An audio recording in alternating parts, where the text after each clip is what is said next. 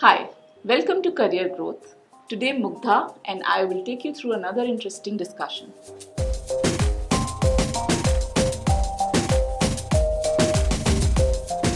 As population increases, the space available to human race decreases, and thus there is a need for skilled professionals to give us an optimum utilization of the space that we have.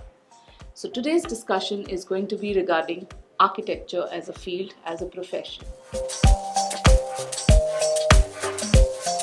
In this field, the architect's tasks involve variety of skills, starting from designing, starting from utilizing the space, to implementing construction, as well as a lot of supervisory and managerial tasks.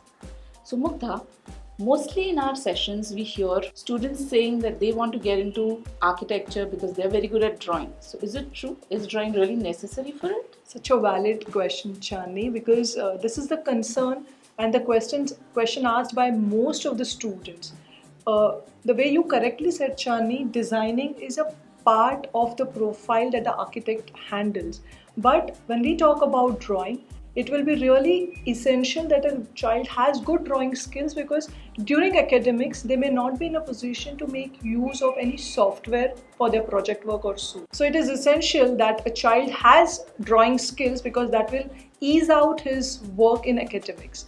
But in the employment sector, with the advancement in the field of technology and software, most of the work is done on computers. But another one that we hear a lot in the sessions, not from students but mostly from parents, is that this field is not good for girls. It is very uncomfortable. There's a lot of running about. So the parents are especially not very comfortable when a girl is recommended in architecture's profession. So what do you have to say about that, Mugdha? Truly pointed out, Chani, and this is a major concern for most of the parents. But we need to understand that we are looking at architecture. Architecture is a profession wherein there would be field work.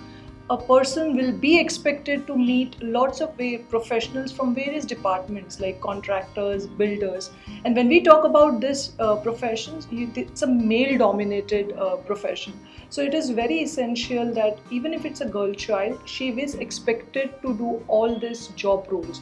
So the point to be considered is the child has to mentally, physically, emotionally prepare herself to face the challenges associated to the profile. Be it any gender, they have to prepare themselves to face these pressures if they want to succeed in their career. Well, as Mugdha told you, you really need to be well prepared, not only academically, but otherwise as well, to get into this field.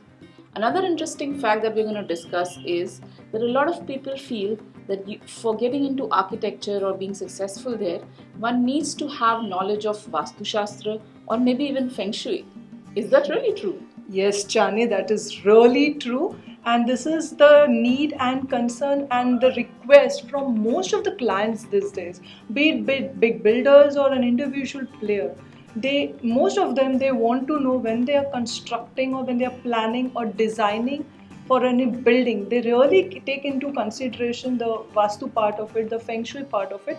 But that's not mandate. It is not a compulsory thing that an architect needs to know. But definitely, if he has knowledge, that's an added asset for him. Okay, so along with your academics into architecture, what else you can gain knowledge about. Now, what will be your parting thoughts, Mugdha? How will you tell the students to prepare for this particular field? When we talk about architecture, one needs to understand that you need to be really strong on creative thinking. One needs to have strong mathematical base, analytical base. Also, there's going to be lots of field work. There's going to be lots of pressure. So a person should prepare themselves to face the challenges, risk, responsibilities. And if they are ready for all this, then I don't think so architecture is going to be a problem for you, or anything that is going to be creating pressure in you. Great. So you will be our future optimizer of our space as our population seems to keep growing. So if you like this episode, give us a thumbs up, do subscribe and share.